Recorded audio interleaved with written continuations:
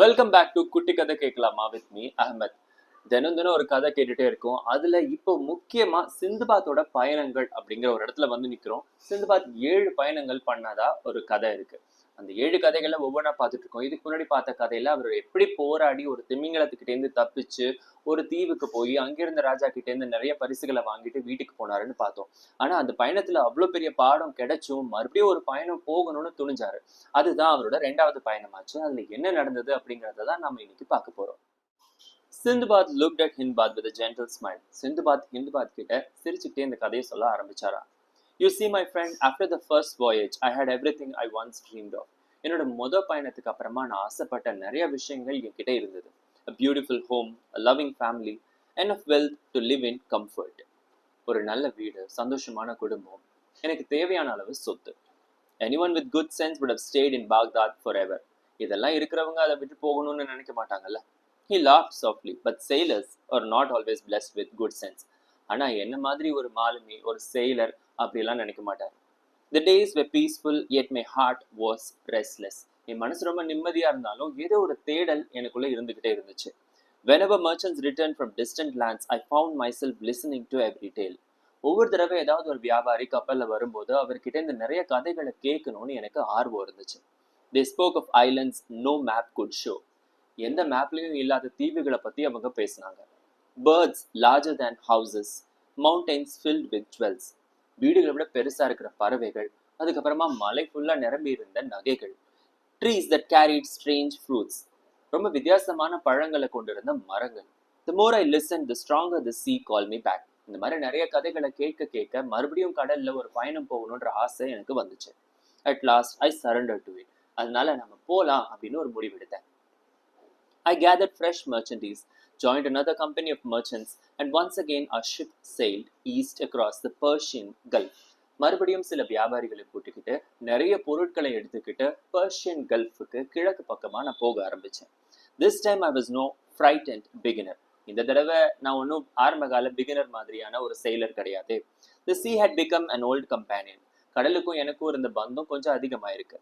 Little did I know it had prepared another lesson for me. ஆனா அது இன்னொரு பாடத்தை எனக்காக வச்சிருக்குன்றது எனக்கு அப்ப தெரியாது. One bright morning our ship anchored beside a green island. ஒரு காலையில பார்த்தா எங்களுடைய கப்பல் ஒரு அழகான பச்சை தீவுல போய் நின்னுச்சு. It looked like paradise. அதை பார்க்கறதுக்கு சொர்க்கம் மாதிரி இருந்துச்சு. Tall trees offered cool shade. மிக உயரமான மரங்கள் ரொம்ப அழகான நிம்மதியான நிழலை தந்தது. Streams flowed gently. அழகான ஆறு ஓடுச்சு. Birds sang without fear. பறவைகள் ரொம்ப அழகா பாடிட்டு இருந்துச்சு. The captain allowed us to go ashore until the wind returned. மறுபடியும் காத்தடிச்சு நம்ம பயணம் ஆரம்பிக்கிறது வரைக்கும் நீங்க இந்த தீவை சுத்தி பார்க்கலாம் அப்படின்னு கேப்டன் எங்களை அனுமதிச்சாரு. I wandered farther than the others. நான் எல்லாரை விடவும் கொஞ்சம் தூரமாவே உள்ள போயிட்டேன்.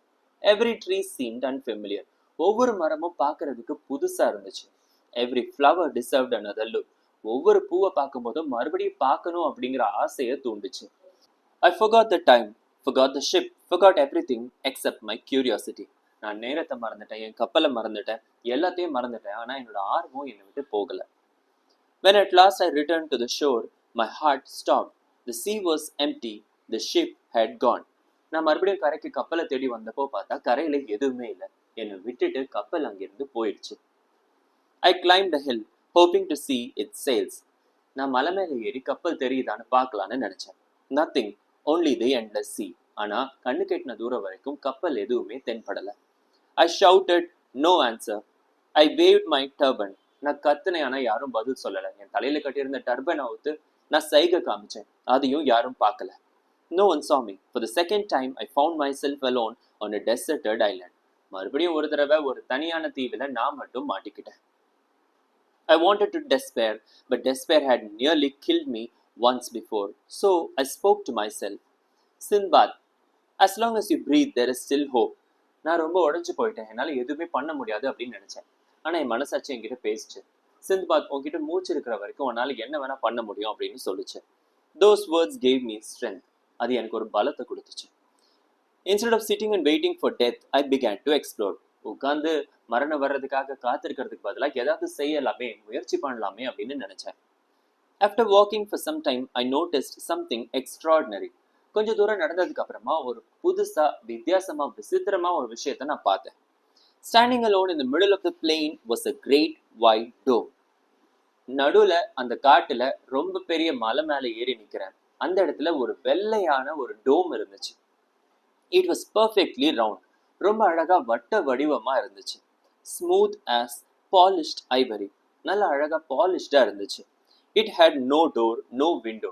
கதவுகள் இல்லை, அதுல எந்த ஜன்னலும் இல்லை. No opening at all. எந்த பக்கமும் நுழையிறதுக்கான வாயிலும் இல்லை. I walked around it again and again wondering who could have built such a thing. நான் அதை சுத்தி சுத்தி நடந்தேன். இவ்வளோ பெரிய டோமை இந்த இடத்துல யாரு கட்டியிருப்பாங்க அப்படின்னு யோசிச்சுக்கிட்டே இருந்தேன். சடன்லி தி சன்லைட் ஃபேடட். திடீர்னு சூரிய ஒளி மறைய ஆரம்பிச்சது. A great shadow covered the ground. ஒரு மிகப்பெரிய நிழல் அந்த நிலத்துல விழுந்துச்சு. I looked up and my breath caught in my throat. நான் மேல நிமிர்ந்து பார்த்தா என் மூச்சே அடைச்சிற மாதிரி இருந்துச்சு. Above me flew the largest bird I have ever seen. எனக்கு மேல நான் இது வரைக்கும் பார்த்ததுலேயே மிகப்பெரிய பறவை ஒன்று பறந்துச்சு. Its wings covered the sky. Its claws could lift an elephant.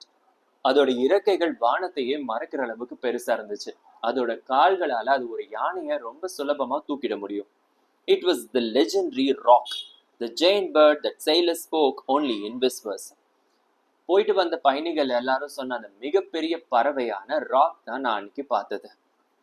It landed gently beside the white dome. அது அந்த வெள்ளை டோமுக்கு பக்கத்துல அழகா வந்து உட்கார்ந்துச்சு. Only then did I understand the dome was no building. அதுக்கப்புறம் தான் எனக்கு புரிஞ்சது அந்த டோம் ஒரு பில்டிங் இல்ல. It was the rock's egg. அது அந்த ராக் பறவையோட முட்டைன்னு. I had no boat, no ship, no way home. என்கிட்ட படகு இல்ல, கப்பல் இல்ல, வீட்டுக்கு போகிறதுக்கு எனக்கு வழியே இல்லை. Then a daring thought entered my mind. அப்பதான் ஒரு யோசனை, ஒரு சவாலான யோசனை எனக்கு தோணுச்சு. If this bird can fly here, perhaps it can carry me away from this island. இந்த பறவையால இங்க பறந்து வர முடியும்னா இதால என்ன வேற ஒரு தீவுக்கு கூட்டிட்டு போகவும் முடியுமே. It sounded impossible, but impossible was all I had left. அது நடக்கவே முடியாத ஒரு காரியமா தோணினாலும் இப்போதைக்கு எனக்கு வேற வழி இல்லை. I waited patiently until the great bird fell asleep. அந்த பெரிய பறவை தூங்குற வரைக்கும் ரொம்ப அமைதியா பொறுமையா நிதானமா அங்கே காத்திருந்தேன். Then I removed my turban. I tied one end around my waist. அதுக்கப்புறமா என்னோட டர்பனை கழட்டி அதோட ஒரு முனையை என்னோட இடுப்புல நல்ல பலமா கட்டிக்கிட்டேன். The other around the rock's mighty legs. இன்னொன்னு அதோட கால்கள்ல கட்டிட்டேன். Every knot was tied with trembling hands. ஒவ்வொரு முடிச்சு போடும்போதும் என் கைகள் நடுங்கிக்கிட்டே தான் இருந்துச்சு. If I tied it badly, I would fall. நான் ரொம்ப லூஸா ஒரு வேலை கட்டினா நான் கீழே விழுந்துடுவேன். If I woke the bird, I would surely die. இல்ல ரொம்ப டைட்டா கட்டிட்டாலும் அதை எழுப்பி அப்பயும் நான் செத்துடுவேன். At sunrise, the rock spread its enormous wings. சூரியன் விடிகிற காலையில அந்த ராக் தன்னுடைய இறக்கைகளை விரிச்சு பறக்கிறதுக்கு தயாராச்சு. The wind alone almost threw me aside. அது சிறகடிச்ச அந்த wind, அந்த காத்துலயே நான் கீழே விழுந்திருப்பேன். Then it lifted into the air. அது அப்படியே மேல பறக்க ஆரம்பிச்சது. Higher and higher we climbed. மேல மேல ரொம்ப உயரமா பறந்து போச்சு. The sea became a ribbon of blue. அந்த கடலை பார்க்கறதுக்கு வெறும் நீளமா எல்லா பக்கமும் வெறும் நீளம் தான் தெரிஞ்சது. Mountains looked like tiny stones. மிகப்பெரிய மலைகள் கூட சின்ன கல்லு மாதிரி தெரிஞ்சது. Clouds drifted beneath me. எனக்கு கீழே தான் மேகங்களே போயிட்டு இருந்துச்சு. For a moment I forgot my fear. அந்த தருணத்துல என் பயமே மறந்து ஒரு உற்சாகம் வந்துச்சு. I had never imagined the world could be so vast. உலகம் இவ்வளோ பெருசா இருக்கும் அப்படிங்கிறத நான் அன்னைக்கு தான் புரிஞ்சுக்கிட்டேன். At last the rock descended into a deep valley surrounded by towering cliffs. அதுக்கப்புறமா அந்த ராக் பறவை இன்னொரு தீவுல மலைகளுக்கு நடுவுல இருக்கிற ஒரு பள்ளத்தாக்குல இறங்குச்சு. The moment it landed, I quickly untied myself and hid behind a rock. அது கீழே இறங்கின உடனேயே நான் அது காலில் இருந்து அந்த டர்பனை கலட்டிட்டு போய் ஒரு பாறைக்கு பின்னாடி ஒளிஞ்சுக்கிட்டேன். The bird soon flew away. கொஞ்ச நேரத்திலேயே அந்த பறவை அங்கிருந்து பறந்து போயிடுச்சு. I had escaped one island only to find myself trapped inside another.